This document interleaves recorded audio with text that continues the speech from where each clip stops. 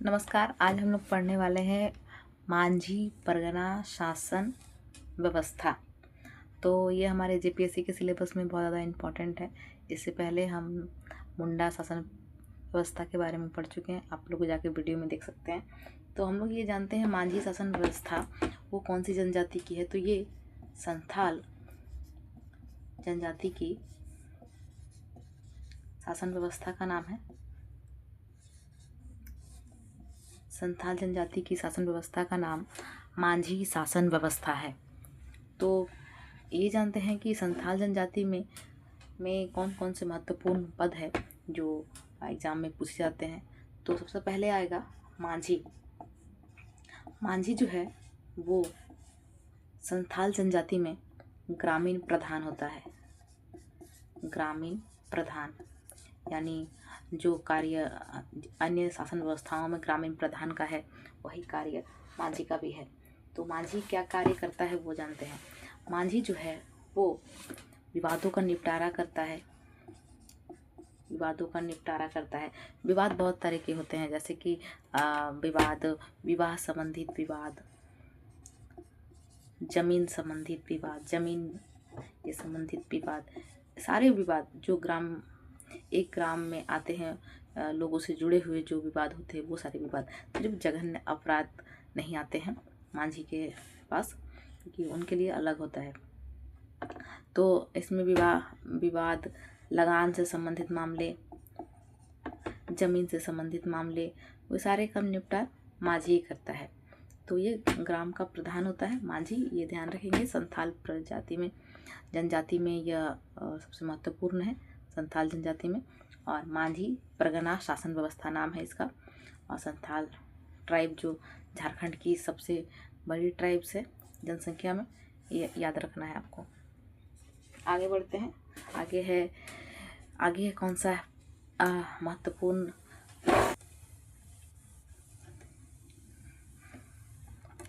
तो दूसरी है महत्वपूर्ण पद, वो है प्रामाणिक या मानिक भी बोलते हैं, मानिक या प्राणिक।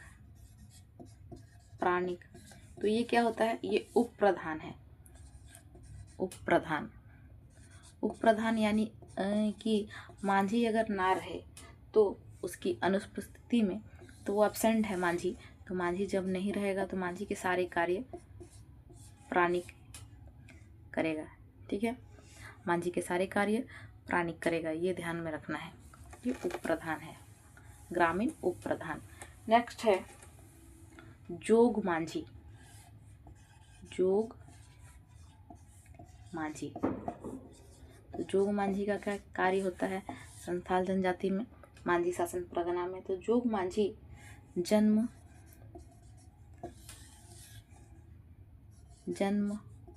विवाह से संबंधित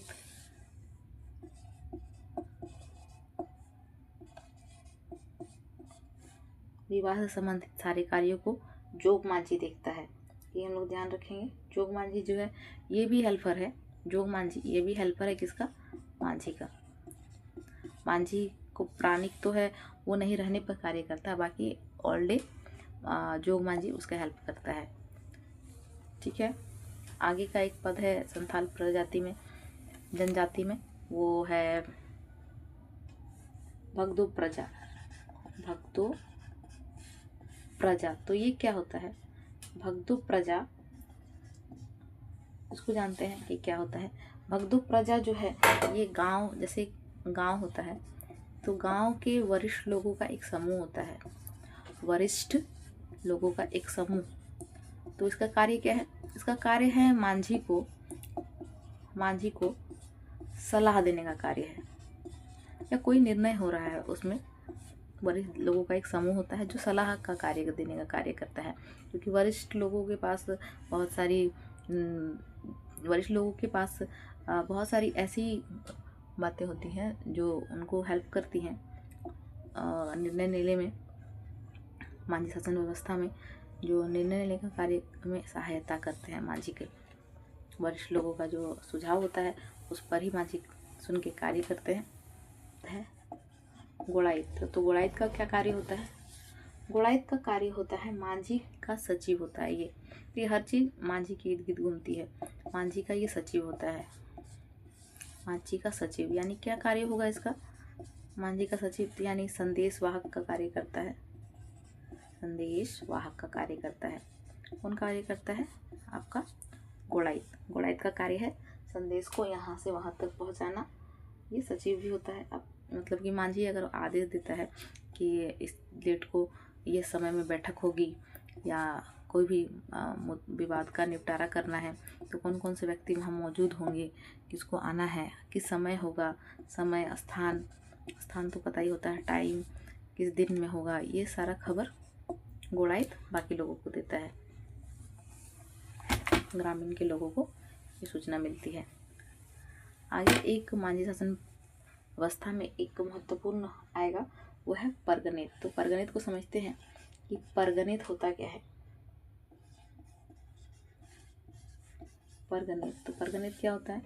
परगनित जो है वो 15 से 20 गांव, 15 से 20 गांव, देखिए इसका संख्या याद रखिएगा, 15 से 20 गांव को मिलाकर मतलब एक ग्रुप बनेगा। वो ग्रुप को एक नाम दिया जाएगा, उसको कहा जाएगा परगनित।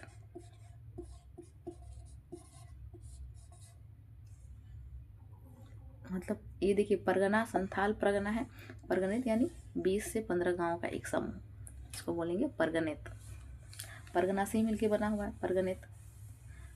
देखिए संथाल परगना में बांग्ला भाषा चलती है, तो वो आप समझ सकते हो कि परगनित क्यों बोला जा रहा है। परगनित यानी परगना से बहुत ज़्यादा 15 से 20 गांव यानी मिलके ये बना हुआ है। अगला पॉइंट है दिसुम परगनित। दिसुम परगनित, दिसुम परगनित क्या होता है? दिसुम परगनित में ये वही चीज़ है, परगना का एक ग्रुप है, लेकिन इसकी संख्या बड़ी है, 70 से 80 गांव, 80 गांव का एक ग्रुप होता है, जिसको यही सबसे बड़ी पंचायत भी बोल सकते हैं, ये दिसुम परगने को बड़ी पंचायत। दिसुम परगनित हो गया। अब दिसुम परगने में 70 से 80 गाँव, आप देखिए नंबर याद रखिएगा, 70 से 80 गांव दिसुम परगनित में और सिर्फ परगनित रहेगा तो 15 से 20 गांव। तो संथाल परगना में ये दिसुम परगनित और ये टर्म और परगनित टर्म आपको मिलेगा, तो संख्या याद रखिएगा। इनकी मांझी परगना शासन व्यवस्था में दिसुम परगनित और परगनित किसको कहते हैं? लोबिन सेंद्रा, लोबिर सेंद्रा ये सर्वोच्च न्यायालय है संथाल जनजाति का, सर्वोच्च न्यायालय, सर्वोच्च न्यायालय। तो आप लोग कमेंट कीजिएगा कि अभी सर्वोच्च न्यायालय कहाँ है संथाल जनजाति का, कमेंट बॉक्स में। और कुछ पॉइंट्स ऐसे हैं जैसे संथाल जनजाति में क्या क्या अभी हम लोग पढ़े, उसको रिवीजन एक बार कर लेते हैं। तो सबसे पहले है मांझी। मांझी जो हो गया ग्रामीण प्रधान, ग्रामीण प्रधान। उसके बाद आ गया जोग मांझी, जोग मांझी ये हेल्प करता है इसको मांझी को। फिर एक आ गया था प्राणिक, प्राणिक प्राणिक प्राणिक या प्रमाणिक, ये भी हेल्प करता है किसको? ये भी मांझी को ही हेल्प करता है। और एक है गुणायत,